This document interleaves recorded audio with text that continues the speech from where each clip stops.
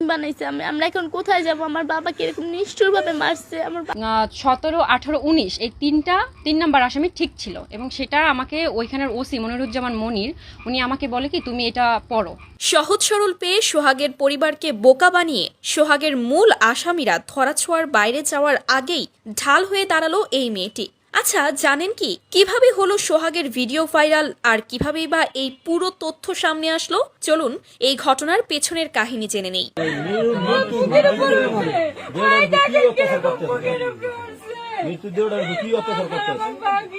এই যে আপনি ভিডিওতে যে কাঁদতে থাকা মেয়েটিকে দেখছেন, সে কিন্তু সোহাগ ওরফে চাঁদ মিয়ার নিজের মেয়ে নয়, সে তার ভাগ্নি হয়। তবে আজ সেই সোহাগের মৃত্যুর ন্যায় বিচারের জন্য লড়াইয়ের মুখ হয়ে দাঁড়িয়ে আছে। এই মেয়েটি এখন সোহাগের পরিবারের ভরসা, কারণ পরিবারের আর কেউ এতটা শিক্ষিত নয়, সাহসীও নয় যে কিনা পুরো ঘটনা বুঝে প্রতিরোধ করে তুলতে পারে।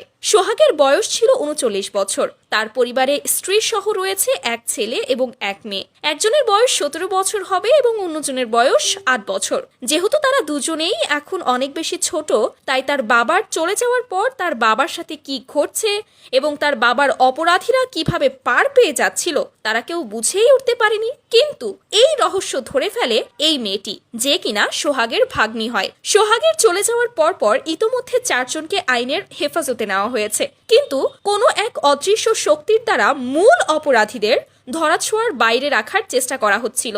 এই ঘটনা সম্পর্কে সোহাগের ভাগ্নি জানায়, মামলার এজাহারের মূল কপি তারা সরিয়ে রেখে নকল এজাহার কপি দ্বারা আমার মামির মাধ্যমে সাইন করাচ্ছিল। আমি সেই নকল এজাহারে দেখতে পাই সেখানে মূল আসামিদেরই নাম নেই এবং পরবর্তীতে আমি খোঁজ খবর নিয়ে জানতে পারি কোনো এক অদৃশ্য শক্তি এই পুরো ঘটনার পেছনে জড়িত রয়েছে। তবে আমি এর শেষ দেখেই ছাড়বো। আমি আমার মামার সাথে যারা অন্যায় কাজ করেছে তাদের কাউকে ছাড় দেব না, প্রত্যেকের শেষ দেখে ছাড়বো আমি। তো ভিউয়ার্স, একটা মানুষের সাথে এই রকম নির্মম ঘটনা ঘটার পরেও যে এই দেশে এখনো দোষীরা পার পেয়ে যেতে পারে, এটা কি আপনি কল্পনাতেও ভেবেছিলেন? যাই হোক, বিষয়গুলো নিয়ে আপনাদের কোনো মন্তব্য থাকলে কমেন্ট করে জানাতে ভুলবেন না।